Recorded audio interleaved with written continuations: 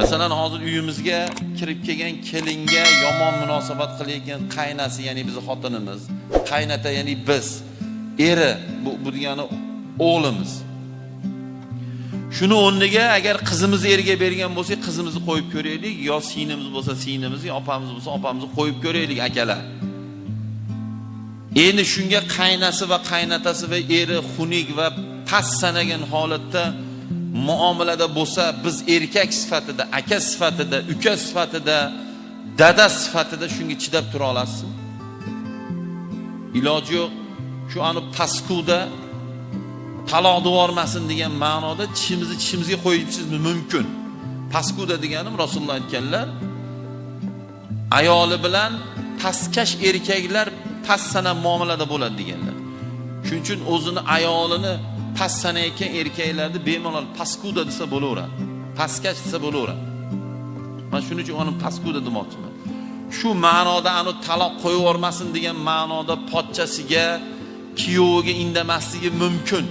Lekin boshqa temada bo'lsa, o'zini singlisi va opasi va qizi uchun sinfda eng oxirgi kuzurda bo'lgan, urushalmaydigan bola ham uni ichida uxlab yotgan sher bo'ladi.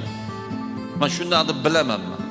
Agar singlisiga, opasiga yo qiziga yo onasiga nisbatan nohaqlik bo'ladigan bo'lsa, uni ichida sher uyg'onib ketadi.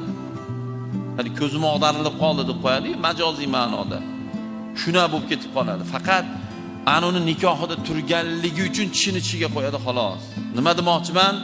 Shunday erkaklar chiqyapti ekanki, mana menga endi bizga domlalarga mana inomjon o'tiribdi. Imomlarga nikoh va taloq haqida nima keladi-ku murojaatlar. Misol menga keladigan murojaatlardan ko'pini bittasini aytaman-da. Kuyov bola aytarganga, ana ko'ryapsanmi, orqangdan kim kelalyapti sanadir ekan. Vaholanki nimaga kelmayotganimizni bu menga tegishli emas u. Misol siz bo'lsangiz siz, men bo'lsam menda. Kuyovimiz shuna deyapti deylik. Ko'ryapsanmi mana kim kelaldi orqangdan sani degan ma'noda yana qo'shimchasiga kamsityapti. Ular aytayaptiki, qoraga borib bir narsa deb qo'yaylikmi, bir no'qib qo'yaylikmi kuyovimizni. Bu umuman endi shu darajaga boribdi mana. Singlimiz yo opamiz deb keladi, yo qizim deb keladi, erkak. Men aytaman deb qo'ying, mayli. U ahmoq bo'lsa, biz ahmoq bo'lmaymiz. Bitta borsangiz, bu paskuda nikohga osiladi. Darrov nikohga osiladi. Shuning tek qo'ying, vaqt davolaydi deymiz, indamen deymiz. Nima demoqchiman? Mabodo shu yerda shuna bola o'tirgan bo'lsa, yo shuna qaynata o'tirayotgan bo'lsa, u keliningiz yoki sizni xotiningiz orqasidan kelmayapti degani u qizi kerak emas, yo singlisi kerak emas, yo sizga duxu yetmayapti emas. Barda cho'ki solib qo'yadi, opasi uchun, singlisi uchun. Lekin ular insof qilyapti, tishini tishiga qo'yadi. Men shuni tushuntirmoqchiman xolos.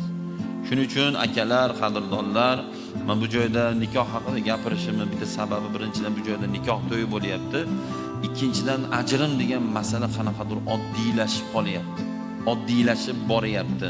Shu narsaga siz va men o'zimizni shu vatan, o'zimizni shu millat, o'zimizni shu xalq, o'zimizni shu kelajak yoshlarimiz uchun o'zimiz akalar jon kuydirmasak, holimiz voy bo'lib qoladi. Shu ma'noda jon kuydirman gapiryapman, shu ma'noda. Shuning uchun mana shu narsaga bir bo'lib, mana bir bo'lsak mush bo'lamiz, birdan bo'lib, bir-birimizdan maslahat olib, bir-birimizga maslahat berib, u meni o'rtag'im emas-ku, yo meni singlim emas-ku, yo'q. Siz bilan menga o'xshagan bitta musulmonning bolasimi, uni baxtli bo'lishiga hammamiz kurashishimiz kerak. Hammamiz duo qilishimiz kerak. Hammamiz shuni xohlashimiz kerak. Agarchi o'sha qizni dadasi bilan haqiqiy dushman bo'lsak ham, Xudodan duo qilib so'raylik, ey Alloh, shu dadasi meni dushmanim, men yomon ko'raman buni, lekin ey Xudo qizi baxtli bo'lsin deb duo qilaveraylik. O'g'li baxtli bo'lsin deb duo qilaveraylik. Shunda inshaalloh biz haliga aytilgan, tepada aytilgan chin musulmonlardan bo'lamiz inshaalloh. Alloh rozi bo'lsin. 6:13 da ochiladi og'iz, Xudo xolasa. Xonagan Qur'on o'qib bersalar, inshaalloh keyin duo qilamiz.